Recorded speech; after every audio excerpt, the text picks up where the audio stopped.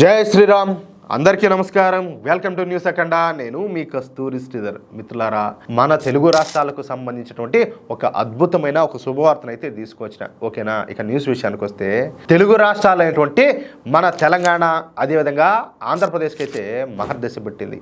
ఈ రెండు తెలుగు రాష్ట్రాలకు ఇప్పుడు భారీ రక్షణ రంగ సంస్థలు అయితే రానున్నాయి. చూడండి, నిజానికి ఈ రక్షణ రంగ సంస్థలు హైదరాబాద్ చుట్టుపక్కల మాత్రమే పరిమితమై ఉన్నాయి. అది కూడా కొన్ని మాత్రమే. తెలంగాణలో ఆ మాత్రమైనా కూడా ఈ రక్షణ రంగ సంస్థలు అయితే ఉన్నాయి. కానీ ఆంధ్రప్రదేశ్లో చెప్పుకోదగ్గ ఈ రక్షణ రంగ సంస్థలు అంటూ ఏమీ కూడా లేవు. నిజం చెప్పాలంటే అసలు ఏమీ లేవు అనమాట. దీంతో ఆంధ్రప్రదేశ్ ముఖ్యమంత్రి అయినటువంటి చంద్రబాబు నాయుడు గారు ఈ సంవత్సరం మే నెలలో కేంద్రానికి ఒక లేఖ రాశారు. ఆంధ్రప్రదేశ్లో రక్షణ రంగ సంస్థలు నెలకొల్పమని, అందుకు కావాల్సినటువంటి భూములు కావచ్చు, నీటి సౌకర్యాన్ని, విద్యుత్ సౌకర్యాన్ని, అదేవిధంగా రవాణా సదుపాయాలను, ఇతర మౌలిక సదుపాయాలన్నీ కూడా కల్పిస్తామని చెప్పి కేంద్ర ప్రభుత్వానికి హామీ ఇచ్చినారు. ఓకేనా? దీంతో మోడీ ప్రభుత్వం ఆదేశాల మేరకు బ్రహ్మోస్ క్షిపణుల తయారీ సంస్థ ప్రతినిధులు కొంతకాలం క్రితం ఆంధ్రప్రదేశ్కి అయితే వచ్చారు. వాళ్ళు ఆంధ్రప్రదేశ్లోని అధికారులతోనూ అదేవిధంగా మంత్రులతోనూ సమావేశం అయ్యి ఆంధ్రప్రదేశ్లోని అనేక ప్రాంతాలను పరిశీలించినారు. వాటిలో జగ్గయ్యపేటలో ఈ బ్రహ్మోస్ మిసైల్స్ తయారీకు అనువుగా ఉన్నట్టయితే ఈ బ్రహ్మోస్ మిసైల్స్ తయారీ సంస్థల బృందం అయితే తెలియజేసింది. చూడండి, అంటే ప్రతి ఒక్కటి ప్లాన్డ్గా జరుగుతుంది అనమాట. ఈ జగ్గయ్యపేట అనేది విజయవాడకు అటు హైదరాబాద్కు దాదాపుగా మధ్యలో ఉంటుంది. ఇక ఈ జగ్గయ్యపేట ప్రాంతంలోని జయంతిపురాలో 800 ఎకరాల స్థలాన్ని సేకరించినటువంటి ఆంధ్రప్రదేశ్ ప్రభుత్వ అధికారులు మళ్ళీ ఈ విషయాన్ని బ్రహ్మోస్ మిసైల్స్ తయారీ సంస్థకి అయితే తెలియజేశారు.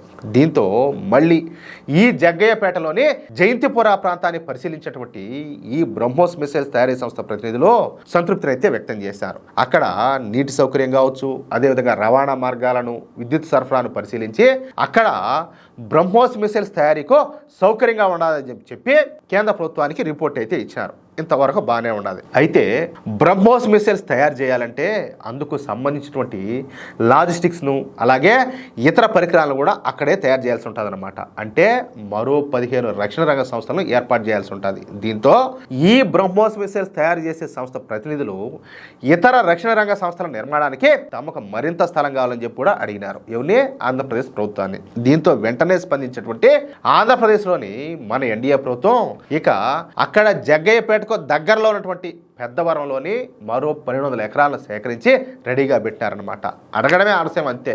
ఈ భూములు మన హైదరాబాదు విజయవాడ జాతీయ రహదారికి దగ్గరలోనే ఉంటాయి. అంటే వ్యూహాత్మకంగా ఈ భూములు ఎక్కడ ఉండాలో అక్కడ ఉన్నాయన్నమాట. ఇక జగ్గయ్యపేట దగ్గరలోని జయంతిపురంలోను అలాగే ఈ పెద్దవరంలోను 2 ప్రాంతాలు కూడా నేషనల్ హైవేకు దగ్గరలో ఉండటం, అలాగే నీటి సౌకర్యం కావచ్చు, విద్యుత్ సౌకర్యం, రవాణా సౌకర్యాలు ఉండడంతో కేంద్ర ప్రభుత్వం అక్కడ బ్రహ్మోస్ మిసైల్స్ తయారు చేయడానికి ఆమోదం తెలిపినట్టు తెలుస్తుంది. చూడండి ఎంత మంచి శుభవార్త.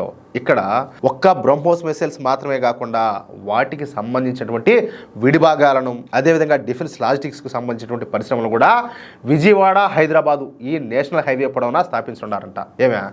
ఈ మధ్య మనకు వస్తున్నటువంటి మరో సమాచారం ఏంటంటే, ఈ మధ్యనే విజయవంతంగా ప్రయోగించినటువంటి ఆకాశ్ ప్రైమ్ గగనతల రక్షణ వ్యవస్థల తయారీ కేంద్రాన్ని కూడా ఈ హైదరాబాదు అలాగే విజయవాడల మధ్య నిర్మించాలని చెప్పేసి మరో ప్రపోజల్ కూడా కేంద్రానికి పోయింది. ఇక్కడైతే జిహాదీల బెడద తక్కువగా ఉంటుందన్నమాట. అంతే కదా?